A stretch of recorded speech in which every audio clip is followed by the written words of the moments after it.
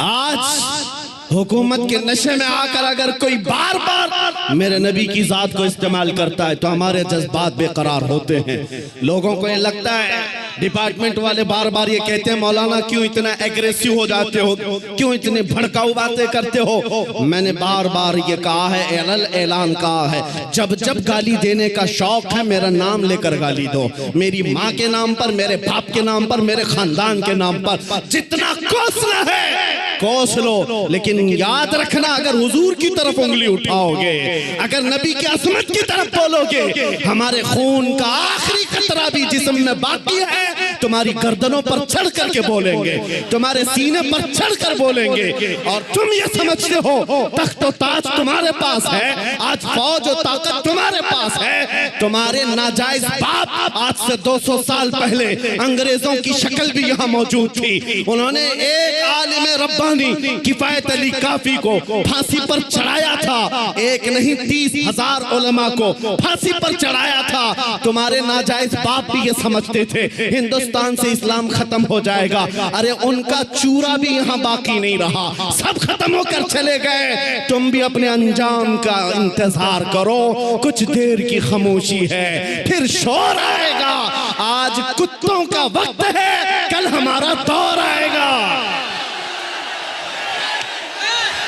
लब्बैक या रसूल अल्लाह, लब्बैक लब्बैक लब्बैक या रसूल अल्लाह, लब्बैक लब्बैक लब्बैक या रसूल अल्लाह, लब्बैक लब्बैक लब्बैक या रसूल अल्लाह, लब्बैक लब्बैक लब्बैक या रसूल अल्लाह, लब्बैक लब्बैक लब्बैक या रसूल अल्लाह। नारे रिसाला।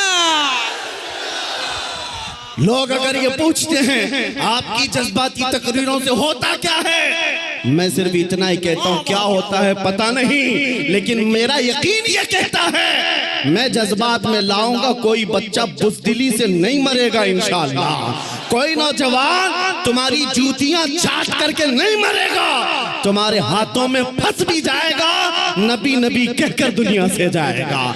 हम अपने जज्बात को जिंदा रखते हैं इसलिए कि जज्बात नहीं है तो वो नामर्द आदमी है। अगर जज्बात हुजूर के लिए जिंदा है उसी को मैं मर्द समझता हूँ, उसी को इंसान समझता हूँ। और जो बेगैरती की बात करते हैं, अरे मसलहत का भी ख्याल करो, हिकमत का भी ख्याल करो, हालात का भी ख्याल करो। ये हालात तुम्हें मुबारक, मुझे मेरे नबी की इज्जत मुबारक। अगर इन हालात में नबी की इज्जत महफूज नहीं है तो हम आजादी से घूम कर कौन से मजे उठा सकेंगे। वो सहाबा की बात तो सुनो, जब जंगे ओहद में ये बात मशहूर हो गई, हुजूर का कत्ल हो गया, सहाबा ने तलवारें छोड़ दी, हाथों से तलवारें छूट गई। इस वजह से कितने काफिरों ने सहाबा का कत्ल कर दिया, कत्ल हो गए 70 सहाबा। क्यों? जब ये खबर फैली थी ना कि हुजूर का इंतकाल हो गया, सहाबा बेइख्तियार कहने लगे अल्लाह के नबी अगर नहीं है तो फिर जिंदगी कहते किसे, हुजूर आप नहीं हैं तो जिंदगी क्या है। इसलिए ऐ सुन्नियों आज हमारा जज्बा यही होना चाहिए, अगर हुजूर का नाम सलामत नहीं तो फिर हमारी जिंदगी किस काम की, हम किस खाक के लिए जीते हैं। आज के बाद तकलीफों से और मुसीबतों से घबराना नहीं, तुम अपने दीन पर अमल पैरा रहो। गैर कानूनी कामों की बात मैं नहीं करता, चाकू छुरी तलवार बंदूक की भी बात नहीं करता। मैं तो बात सिर्फ इतनी कहता हूँ, हुजूर का इश्क इतना भर लो कि तुम्हारे चलने फिरने से भी कीड़े फना हो जाए। हाँ, तुम्हारे किसी हथियार की जरूरत नहीं, तुम हुजूर के आशिक बनकर गलियों से घूमो, कुत्ते यूं ही मर जाएं। हाँ, पागल होकर मर जाएं, सिर्फ तुम्हारी खुशबुओं से मर जाएं।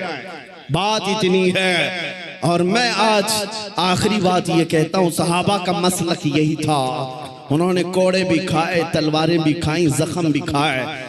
एक साहबी साद इब्ने रबी जिनके 12 नेज़े लगे थे, पेट फट गया था जंगे ओहद में, फिर भी कह रहे थे जो आए हुए सहाबा, जाओ नबी को मेरा सलाम कह देना, मैंने उनकी हिफाजत का हक अदा नहीं किया।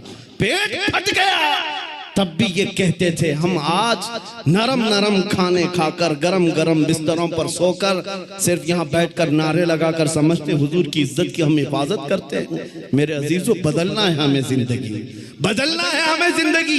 कब तक ये गाने सुन सुन करके निफाक दिल में पैदा करते रहोगे, बॉलीवुड और बॉलीवुड के हॉलीवुड के नगमों पर नाचते रहोगे? तुम जिंदगी बदल डालो। आज दुनिया, मैं आपको बताऊं, सादी हजरत फखरुद्दीन राजी बहुत बड़े हकीम है, कहते हैं एक मैंने हकीमी में, डॉक्टरी में एक चीज देखी है, एक चीज देखी है, मोहम्मद अरबी सल्लल्लाहु अलैहि वसल्लम की मोहब्बत में अगर कोई 90 साल का भी हो जाए तो उसका दिमाग पागल नहीं हो सकता, पागल कभी नहीं होता।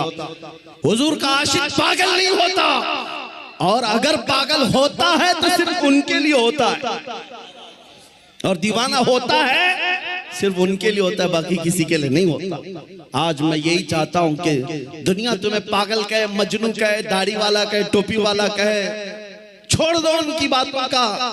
कुछ भी रिएक्ट करना, तुम्हें अंदर से फख्र होना चाहिए, फख्र होना चाहिए, इसलिए कि तुम इन कुत्तों के लिए नहीं जीते। कब्र में आमिना के लाल तशरीफ लाने वाले, हश्र में मेरे आका तशरीफ लाने वाले हैं, उनके सामने मुझे खड़ा होना है। कहीं हुजूर ये ना कह दें कि दुनिया वालों के लिए तूने मेरी अखलाक को बदल लिया, उनको राजी करने के लिए तू मेरी सुन्नतें छोड़ दिया।